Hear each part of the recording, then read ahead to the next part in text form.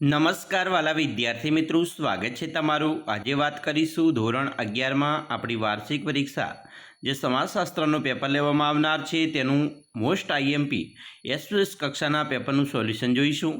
વિદ્યાર્થી મિત્રો, વિડીયોની શરૂઆત કરીએ તેના પહેલાં ખાસ ચેનલમાં નવા હોય તો ચેનલને પણ અવશ્ય સબસ્ક્રાઈબ કરી વિડીયોને લાઇક અને શેર કરવાનું પણ ન ભૂલતા। મિત્રો, આપણું એસવીએસ કક્ષાનું ગુજરાત માધ્યમિક અને ઉચ્ચતર માધ્યમિક શિક્ષણ બોર્ડ ગાંધીનગર દ્વારા ધોરણ 11 સમાજશાસ્ત્રનું જે પેપર લેવામાં આવનાર છે તે 80 ગુણનું પેપર હશે અને 3 કલાકની અંદર આ પેપર આપણું પૂર્ણ કરવાનું છે। ત્યારે આપણે સૌપ્રથમ વિભાગ નંબર A ઉપર જઈશું, જેની અંદર મિત્રો વિકલ્પ પસંદ કરવાનો રહેશે। પહેલો પ્રશ્નની વાત કરીએ તો ઇન્ડિયન સોશિયોલોજી સોસાયટીના પ્રેરણા સ્ત્રોત કોણ હતા? તમને 4 ઓપ્શન આપેલા છે, તેમાં આપણો જવાબ આવશે ડૉક્ટર G.S. ઘુમે એ ઇન્ડિયન સોશિયોલોજી સોસાયટીના પ્રેરણા સ્ત્રોત હતા। પ્રશ્ન 2, સમાજશાસ્ત્રના સ્થાપકનું નામ? તો આપણો જવાબ આવશે બી, ઓગસ્ટ કાંત। 3, નીચેનામાંથી કયું જૂથ શાળાનું ઉપજૂથ નથી? તો મિત્રો, શાળાનું ઉપજૂથની વાત કરીએ તો અહીંયા આવશે ગામડું। ગામડું એ શાળાનું ઉપજૂથ ન કહેવાય। 4, સામાજિક રચનાનું ખુલ્લાપણું તપાસવા શાનો અભ્યાસ જરૂરી છે? તો અહીંયા આપણો જવાબ આવશે એ, ગતિશીલતા। 5, માનવ સંબંધોની વિકસતી પ્રક્રિયાને શું કહેવામાં આવે છે? તો એને સામાજિકીકરણ કહેવામાં આવે છે। 6, સામાજિક વર્ગનો સંબંધ શેની સાથે છે? તો જીવનશૈલી સાથે સંબંધ છે। 7, સ્પેશિયલ મેરેજ એક્ટ કઈ સાલમાં ઘડાયો? તો 1954માં। 8, કોના મતે વ્યક્તિ તપાસ પદ્ધતિ ગુણાત્મક વિશ્લેષણનું સ્વરૂપ છે, જેમાં વ્યક્તિ, પરિસ્થિતિ કે સંસ્થાનું ધ્યાનપૂર્વકનું સંપૂર્ણ નિરીક્ષણ કરવામાં આવે છે? તો જવાબ આવશે બિસેન્સ અને બિસેન્સ, એટલે કે બિસેન્સ એન્ડ બિસેન્સ। 9, સહભાગી નિરીક્ષણ બાદ સૌપ્રથમ કોણે પ્રયોજ્યું? તો જવાબ આવશે લિન્ડમેન। 10, 22 એપ્રિલે આપણે કયો દિવસ ઉજવીએ છીએ? તો વિશ્વ હવામાન દિવસ। હવે આપણે વિભાગ બી ઉપર જઈશું, જેની અંદર મિત્રો પ્રશ્નના એક એક વાક્યમાં જવાબ આપવાના છે। દરેક પ્રશ્ન દીઠ 1 ગુણ રહેશે। પ્રશ્ન 11, યેલ વિશ્વવિદ્યાલયમાં કોના પ્રયત્નથી સમાજશાસ્ત્રનું અધ્યયન શરૂ થયું? જવાબ, સમાજશાસ્ત્ર સામાજિક જીવન અને સામાજિક પરિવર્તન અભ્યાસ યેલ ખાતે પ્રગતિશીલ છે। વિલિયમ ગ્રેહામ સુમનરની પ્રયત્નોને લીધે યેલ યુનિવર્સિટીમાં સમાજશાસ્ત્ર શીખવામાં આવ્યું। તો અહીંયા આપણો જવાબ આવશે વિલિયમ ગ્રેહામ સુમનર, તો ખાસ ધ્યાન રાખવાનું। 12, રચનાનું કોઈ એક ઉદાહરણ? મિત્રો, રચના એટલે શું એનું ઉદાહરણ જોઈએ તો કુટુંબ એ સામાજિક રચનાનું ઉત્તમ ઉદાહરણ છે। આ ઉપરાંત ગ્રામ સમુદાય, નગર સમુદાય, આદિવાસી સમુદાય વગેરે રચનાના ઉદાહરણ લખવાના છે। આપણે કોઈ પણ એક ઉદાહરણ પણ આપી શકીએ છીએ, જેમ કે કુટુંબ છે એ સામાજિક રચનાનું એક ઉત્તમ ઉદાહરણ છે। એના ઉપરાંત તમારે લખવું હોય તો બાકીનું લખી શકો છો। પ્રશ્ન નંબર મિત્રો 13 છે, સમાજમાં માનવીની જરૂરિયાતો સંતોષતી સામાજિક વ્યવસ્થાઓ કઈ છે? તો સમાજની અંદર કુટુંબ છે, લગ્ન, જ્ઞાતિ, આર્થિક, નિરીક્ષણ, ધાર્મિક વગેરે સંસ્થાની માનવીય જરૂરિયાતો સંતોષતી સામાજિક વ્યવસ્થા છે। 14મો પ્રશ્ન છે, શરત એટલે શું? જે મિત્રો અવરોધોનું ઉલ્લંઘન કરી શકાય તેમ ન હોય તેને શરત કહે છે। શરતો એટલે એવી બાબતો જેને પાર કર્યા વિના ધ્યેય પ્રાપ્ત થઈ શકે નહીં। 15, ધ્યેય નક્કી કરવામાં કઈ બાબતો મહત્વનો ભાગ ભજવે છે? જવાબ, વ્યક્તિના ધ્યેય નક્કી કરવામાં અંગત મૂલ્યો, જરૂરિયાત, સામાજિક ધોરણો, સામાજિક અને સાંસ્કૃતિક મૂલ્યો વગેરે બાબતો મહત્વનો ભાગ ભજવે છે। 16, ટાયલરે આપેલી સંસ્કૃતિની વ્યાખ્યા જણાવો। જવાબ, ટાયલરે સંસ્કૃતિની આ વ્યાખ્યા આપી છે, જેમાં સમાજની સભ્ય તરીકે માનવીએ મેળવેલા સ્થાન, માન્યતા, કલા, કાયદા, કાનૂની નીતિ નિયમો, રીતિ રિવાજો તથા અન્ય સર્વ શક્તિઓ અને તેઓનો બનેલા સમગ્ર સંકુલ એટલે સંસ્કૃતિ। 17, બાળકો અને મિત્રો વચ્ચેના સંબંધમાં કેવા વાતાવરણનું મહત્ત્વ છે? જવાબ, બાળકો અને મિત્રો વચ્ચેના સંબંધમાં લોકશાહી અને સમાનતા ભર્યા વાતાવરણનું મહત્ત્વ છે। 18, સમલોમ લગ્ન એટલે શું? જવાબ, પોતાના સમકક્ષ અથવા પોતાના જૂથ કે જ્ઞાતિમાંથી પતિ પત્ની લગ્ન સંબંધથી જોડાય ત્યારે તેને સમલોમ લગ્ન કહેવાય। 19, સહભાગી નિરીક્ષણના પ્રેરણા કોણ છે, એટલે કે પ્રણેતા કોણ છે?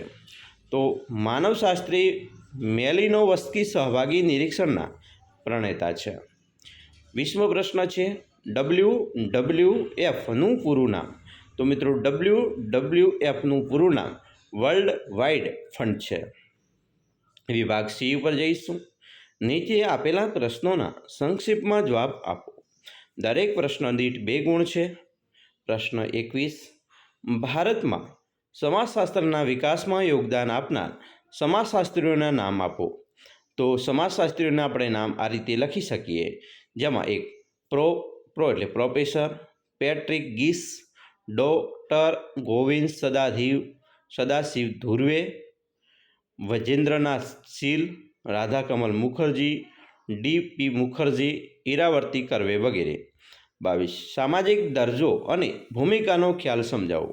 જવાબ: સામાજિક દરજ્જો અને ભૂમિકા સમાજ રચનાના પરસ્પર સંબંધિત મૂળભૂત એકમો છે. દરજામાં વ્યક્તિ હકો અને વિશેષાધિકારો ધારણ કરે છે અને ભોગવે છે, જ્યારે ભૂમિકાની અંદર વ્યક્તિના હકો અને વિશેષાધિકારો ભોગવવાની રીતનો ઉલ્લેખ કરે છે. દરજ્જો તુલનાત્મક રીતે સ્થિર છે, જ્યારે ભૂમિકા દરજાનું કાર્ય કરે છે. ભૂમિકા દરજાનું વર્ણનાત્મક પાસું છે. અર્પિત દરજ્જો જન્મથી મળે છે, જ્યારે પ્રાપ્ત દરજ્જો વ્યક્તિ સ્વપ્રયત્નથી મેળવે છે. પરંતુ આ દરજાઓ સાથે જોડાયેલી ભૂમિકાઓ વ્યક્તિ શીખવવી પડે છે. દરજાનું મૂલ્યાંકન વ્યક્તિને મળેલા હકો અને વિશેષાધિકારોના આધારે થાય છે, જ્યારે ભૂમિકાનું મૂલ્યાંકન વ્યક્તિ પોતાની ફરજો કઈ રીતે બજાવે છે અને તેને મળેલા હકો કેવી રીતે ભોગવે છે તેના આધારે થાય છે. 23, અગિલ મોડેલના પાર્સનસ સામાજિક રચનાતંત્રની કઈ કાર્યાત્મક જરૂરિયાત દર્શાવી છે? તો મિત્રો, રોબર્ટ મર્ટન અનુસાર સામાજિક રચનાનો અર્થ સ્થિતિ, ભૂમિકા અને ધારાધોરણોનું એકત્રીકરણ છે. ભજવેલ ભૂમિકાઓ અનુસાર વ્યક્તિ સમાજમાં એક દરજ્જો ધરાવે છે. વિશ્વિત પરિસ્થિતિમાં અને અમુક સંબંધોમાં જુદી જુદી ભૂમિકા ભજવવામાં આવે છે. સામાજિક સંબંધોનું વ્યવસ્થિત નેટવર્ક ભૂમિકા દ્વારા તૈયાર કરવામાં આવે છે અને તેને સામાજિક માળખું કહેવામાં આવે છે. સામાજિક રચના એક અમૂર્ત આચાર છે. સામાજિક રચનામાં સંસ્થાઓ, સંગઠનો, જૂથોના એકમોનો સમાવેશ થાય છે. સંસ્થાકીય પદ્ધતિઓમાં વ્યક્તિગત લિંક્સ દ્વારા સામાજિક સ્થિતિઓને સામાજિક રચનામાં રૂપાંતરિત કરવામાં આવે છે. સામાજિક બંધારણની કેટલીક સુવિધાઓ પણ આ છે. સામાજિક સ્થિતિ જૂથ સામાજિક રચનાની આવશ્યક અને પ્રથમ સુવિધા એ સ્થિતિઓનું જૂથ છે. રચનાથી જુદી જુદી સ્થિતિઓ થાય છે. સંસ્થા અથવા જૂથની જરૂરિયાતોને પરિપૂર્ણ માટે વિવિધ સ્થિતિઓનું અસ્તિત્વ પૂર્વ શરત છે. જુદી જુદી સ્થિતિઓમાં મજૂરના વિભાજન દ્વારા સંસ્થા અને જૂથના હેતુને સમજવામાં પણ મદદ મળે છે. સામાજિક ભૂમિકાઓનું જૂથ, જેની અંદર સ્થિતિનું વર્તન પાસા એ સામાજિક ભૂમિકા છે. સ્થિતિ અને ભૂમિકા સિક્કાની બંને બાજુ જેવી છે. ઉદ્દેશ્યની જરૂરિયાત અને અનુભૂતિની પૂર્તિ માટે સ્થિતિ અનુસાર ભૂમિકા ભજવવી આવશ્યક છે. બરાબર. ચાલો આગળ જોઈશું. પ્રશ્ન અથવામાં છે, કુટુંબ એ સામાજિકીકરણનું પાયાનું અને અગત્યનું માધ્યમ સાથે ગણવામાં આવે છે.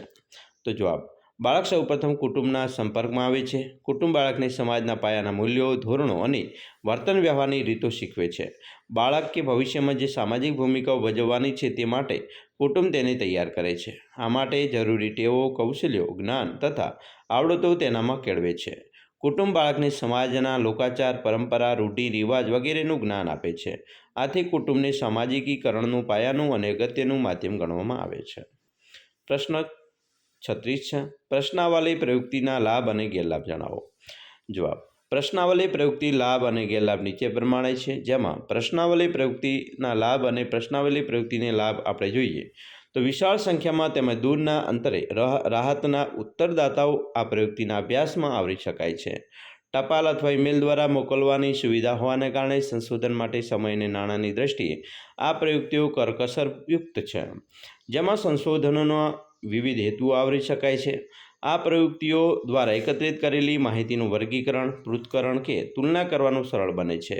આ પ્રયુક્તિમાં ઉત્તરદાતાના ઉત્તર આપવાના સમયે સંશોધકની પ્રત્યક્ષ હાજરી ન હોવાથી ઉત્તરદાતા કોઈપણ જાતના દબાણ કે સંકોચ વિના મુક્ત અને ઉત્તર આપી શકે છે. ઉત્તરદાતાની પ્રશ્નોના ઉત્તરો માટે પૂરતો સમય પણ મળી રહે છે. પ્રશ્નાવલી પ્રયુક્તિના ગેરલાભ. પ્રશ્નાવલી પ્રયુક્તિ ગેરલાભ નીચે પ્રમાણે જોઈએ મિત્રો. આ પ્રયુક્તિના ગેરલાભ આપણે અહીંયાથી વાંચી અને સમજવાના છે, બરાબર. ખૂબ જ અગત્યના છે. અલગ અલગ જે સમાજશાસ્ત્રીઓ દ્વારા આપેલા છે એની વાત કરવામાં આવી છે. આગળ મિત્રો જોઈશું. પ્રશ્ન થોડુંક પેજ ફરેલું છે, જોઈએ આગળ. મિત્રો, ભૂમિકા સમૂહ એટલે શું?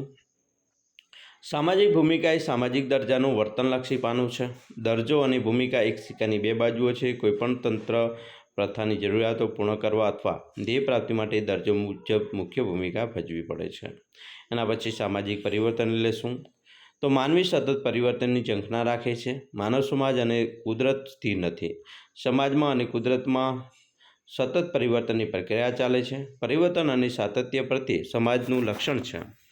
વ્યક્તિત્વ વચ્ચેના સંબંધો, તેમાંથી રચાતી જૂથ રચના, ધ્યેય અને દરજાની ભૂમિકા, સામાજિક ધોરણો અને મૂલ્યો વગેરે સામાજિક રચનાતંત્રના ભાગોમાં થતા ફેરફારને સામાજિક પરિવર્તન કહે છે.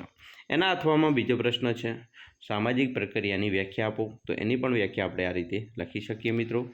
26મો પ્રશ્ન છે, પ્રત્યાયનના માધ્યમો જણાવો. તો પ્રત્યાયનના મિત્રો માધ્યમો છે એની પણ અહીંયા આપણે વાત કરેલી છે, જેમાં સંદેશા વ્યવહારની પ્રક્રિયાની અંદર માધ્યમ સંચારની ચેનલ અથવા માળખું હોઈ શકે છે. સંદેશા વ્યવહાર એ માધ્યમ છે જેના દ્વારા સ્પીકર અથવા લેખક તેમજ પ્રેક્ષકોમાં ડેટા પ્રસારિત થાય છે. સંદેશા વ્યવહાર શૈલીનો 4 પ્રાથમિક કેટેગરીઝ એટલે કે મૌખિક, અસામાન્ય, લેખિત અને દૃશ્ય છે. વ્યવહારને જાણ કરવા અને પ્રભાવિત કરવા માટે અસરકારક સંચાર વ્યવહારમાં મહત્વપૂર્ણ ભાગ પણ ભજવે છે, બરાબર. વિવિધ મિત્રો તમે લખી શકો છો. 41મો પ્રશ્ન છે, પર્યાવરણની માનવ જીવન પર અસરો વર્ણવો. એનો પણ મિત્રો સરસ મજાનો મોટો પ્રશ્ન છે. આપણે આ રીતે બરાબર લખી શકીએ છીએ. જ્ઞાતિના લક્ષણોની ચર્ચા કરવાની હોય, બરાબર. સરસ મજાના મિત્રો પ્રશ્નો આપેલા છે અહીંયા. સામાજિક પરિવર્તનના લક્ષણો હોય તો તમામ પ્રશ્નો અહીંયા છે મિત્રો. વિભાગ ડીની અંદર પણ મોટા પ્રશ્નો છે. સમાજશાસ્ત્ર અને મનોવૈજ્ઞાનિક, એના પણ મિત્રો પ્રશ્ન લખી શકો છો, બરાબર. સામાજિક વ્યવસ્થાનો અર્થ, અલગ અલગ પ્રકારના મિત્રો ગ્લોબલ વોર્મિંગની અસરો, તો આ પ્રશ્નો પણ મોટા છે અને તમારે તૈયાર કરવાના છે. વિભાગ ઈમાં સામાજિક ધોરણોનો ખ્યાલ સમજાવે તેની લાક્ષણિકતાઓ, બરાબર. સરસ મજાના મોટા પ્રશ્નો અને નાના પ્રશ્નોનો સમાવેશ કરેલો છે અને સરસ મજાનો મિત્રો આ રીતે તમે પ્રશ્નપત્ર છે એ તૈયાર કરીને આપી શકો છો. આશા રાખીએ છીએ તમને આપણા વિડીયો ખૂબ જ ઉપયોગી નીવડશે. અને મિત્રો ખાસ વિડીયો ગમે હોય તો લાઇક, શેર અને સબસ્ક્રાઈબ કરવાનું પણ ન ભૂલતા.